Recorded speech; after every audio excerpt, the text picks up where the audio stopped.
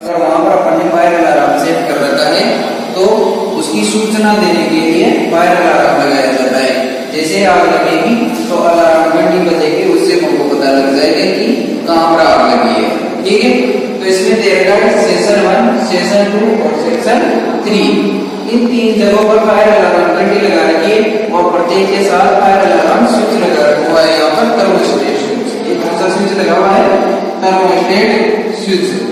अब यहाँ पर देखना कि यहाँ से बैटरी के द्वारा ये बैटरी को यहाँ से 24 वोल्ट की चार्ज के लिए सप्लाई देगी, इनपुट सप्लाई, और यहाँ से आउटपुट के लिए ये सप्लाई जाएगी। ठीक है, इस सप्लाई के माध्यम से जो पहला सेक्शन है उसमें यहाँ से थर्मिस्टर के स्विच थर्मिस्टर के दोनों टर्मिनलों पर सप्लाई जा रही है यहाँ से, और इसके साथ ये 1 वे स्विच लगा हुआ है यहाँ पर।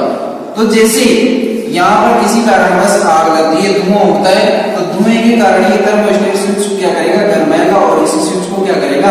ऑन करेगा। यहाँ से इससे ऑन करते ही क्या होगा?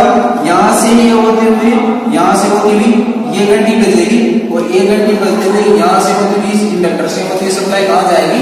मास्टर बेल पे, यानी कि जो मेन सप्लाई होगी वहां पर जाएगी मेन बेल पर, और यहाँ से होते हुए इसको क्या मिलेगा?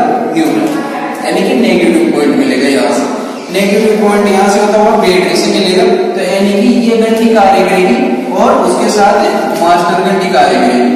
जैसे इस सेक्शन के अंदर आग लगती है किसी कारणवश, इस सेक्शन के अंदर किसी कारणवश आग लगती है, तो ये घंटी बजेगी, तो यहाँ के व्यक्ति सचेत हो जाएंगे, और जो यहाँ का मैनेजर यानी कि मेन व्यक्ति होगा वो इसको सूचना लगती है घंटी बजते कि उस रूम के अंदर क्या हुआ है?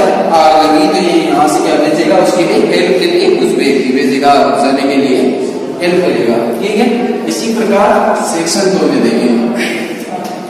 सेक्शन 2 में यहाँ से होते हुए दोनों पॉजिटिव नेगेटिव टर्मिनल जा रहे हैं, इसके लिए थर्मोस्टेट के लिए ये पॉजिटिव और नेगेटिव दोनों सप्लाई इसलिए दे रही है, और यहाँ से ऊपर स्विच को जा रहा है।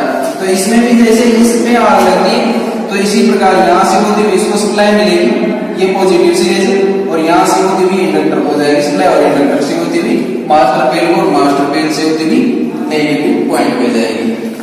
ठीक है, तो इस प्रकार सेक्शन 2 में ये फायर अलार्म कार्य करेगा और मास्टर पेल कार्य करेगी उसके साथ, यानी कि प्रत्येक के साथ सेक्शन 1 के साथ भी मास्टर पेल कार्य करेगी, सेक्शन 2 में जो पेल है उसके साथ भी मास्टर पेल कार्य करेगी, और सेक्शन 3 में भी मास्टर पेल के साथ, ये मास्टर पेल के साथ सेक्शन 3 की पेल भी कार्य करेगी, यानी कि तीनों के साथ कार्य करेगी। अब इसमें भी देखना है कि यहाँ से जैसे ये नेगेटिव पॉइंट पॉजिटिव पॉइंट है, वहां से होता हुआ स्विच से होता हुआ सप्लाई सीधा यहाँ से सर्किट पूरा होता हुआ इंडक्टर से होता हुआ मास्टर पेल को जाएगा, और मास्टर पेल के सेकंड सिरे से यहाँ से इसको नेगेटिव पॉइंट मिलेगा। तो यहाँ किसी कारणवश अगर आग लगती है तो ये थर्मोस्टेट स्विच कार्य करेगा, और यहाँ से इसका सर्किट पूरा कर देता है, और यहाँ से होती हुई इसको सप्लाई मिलेगी, तो दोनों घंटियां आपस में बजेगी, और इसे पता लग जाएगा कि इस जगह पर आग लगी है। ठीक है, समझ में आया ना? देख लेना है, समझने